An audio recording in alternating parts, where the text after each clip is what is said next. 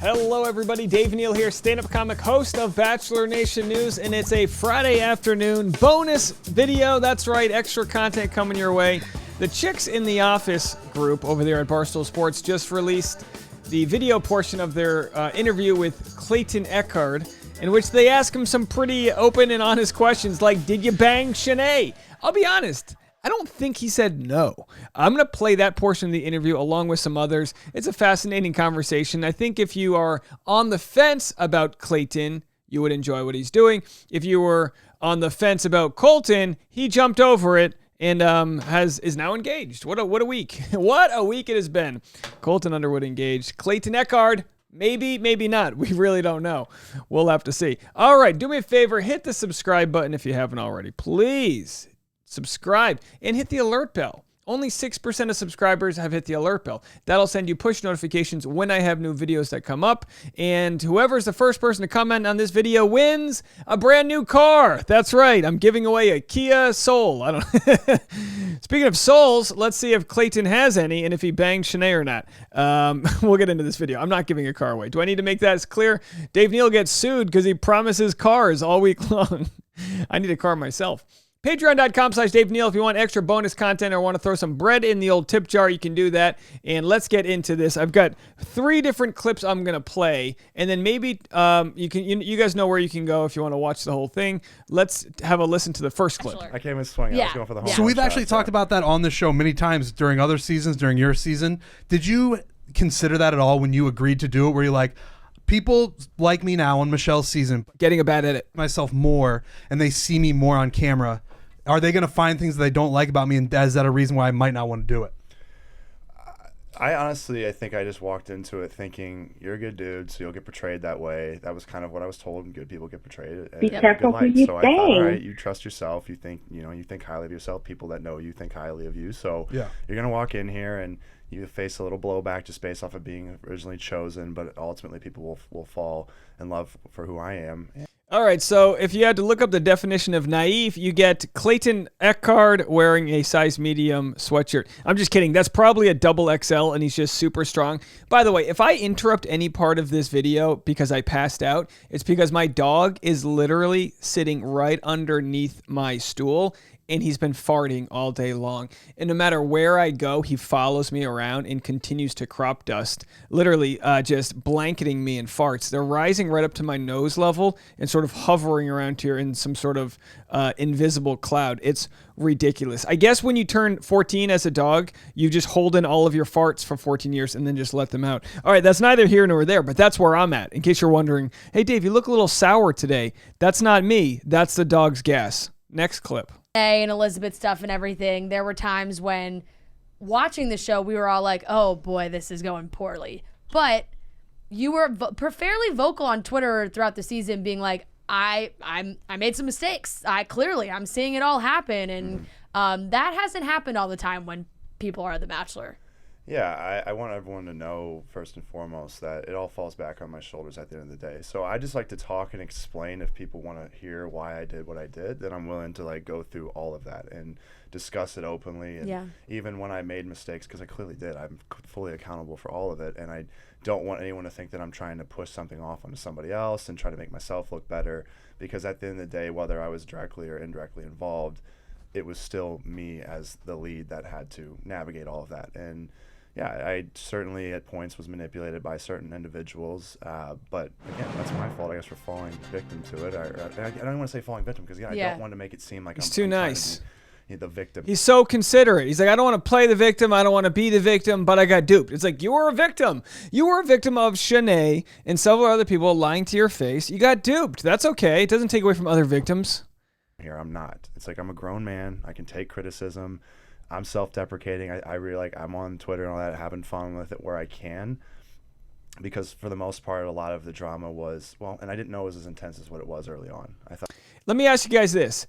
Is Clayton Echard, pound for pound, the most sweet bachelor we've ever had? Real question. Are you guys seeing this cuddly, sweet guy that I'm seeing?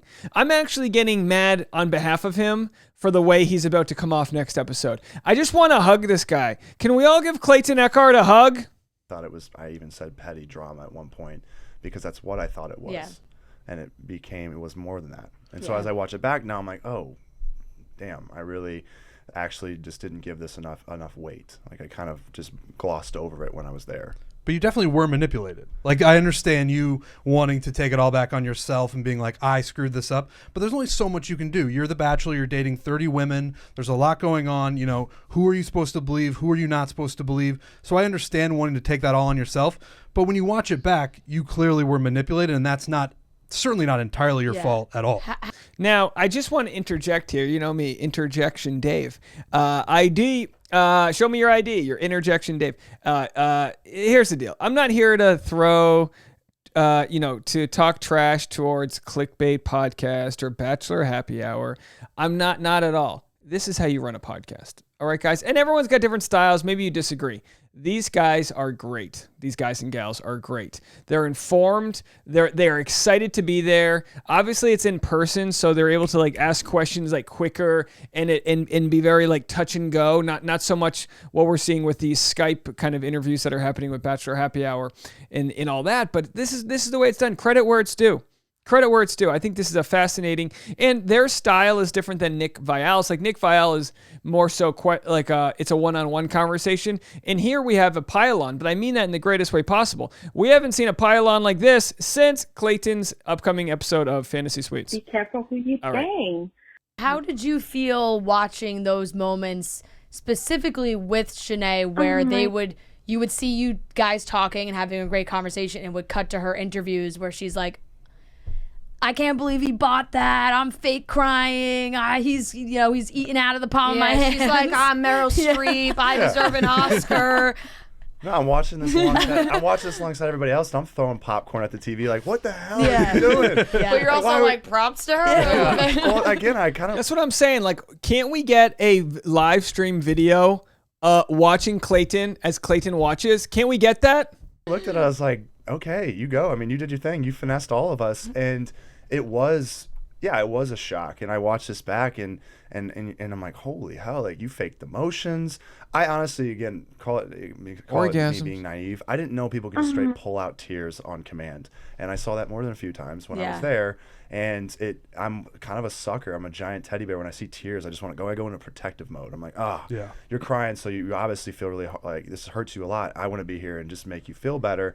And I don't know if the women's noticed that. And they're like, all right, just cry and you'll get out of whatever you need to get out of. Nice guy, Clayton. Clayton or a speeding ticket. Now listen, people aren't always consciously manipulating. You just learn what you learn. Some people as a kid, you learn you can cry your way out of something or you can show certain emotions. And for sure with Shanae, she says, hey, those tears were real. Maybe to her they were, but maybe they were real because she wanted to win versus because she felt some sort of sorrow. I'm not really too sure. Let's go to 124. That's the part where he talks about pumping Palmers, or maybe not. We'll have to see. So plenty you can go watch over there. Chicks in the Office has the full episode out on their YouTube. Let's go to this next clip. Well, I said at the beginning, I read some of your tweets, yours especially. I said, I just missed it. My only criticism of Clayton is that he just said especially. I hate it when people say especially and espresso. That's all. That's just all I have to say about that. Otherwise, great guy. Especially ours. Ours might be the mean. She said I just came here to give you guys trouble. I was like, everyone. You haven't given us any trouble. Well, We're still waiting for it. I said at the beginning, I read some of your tweets, yours especially. I don't think Rhea's a fan. No, I am a fan. Okay, well, haven't I been? Yes. I have never once said I didn't like you. I just was wondering if you banged Shanae. Now, just real quick, last interjection here. Can we see a potential relationship happening here?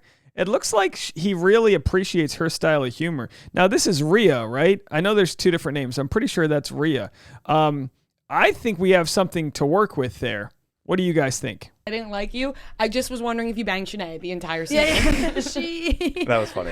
I saw back and forth there. Yeah. Fair question.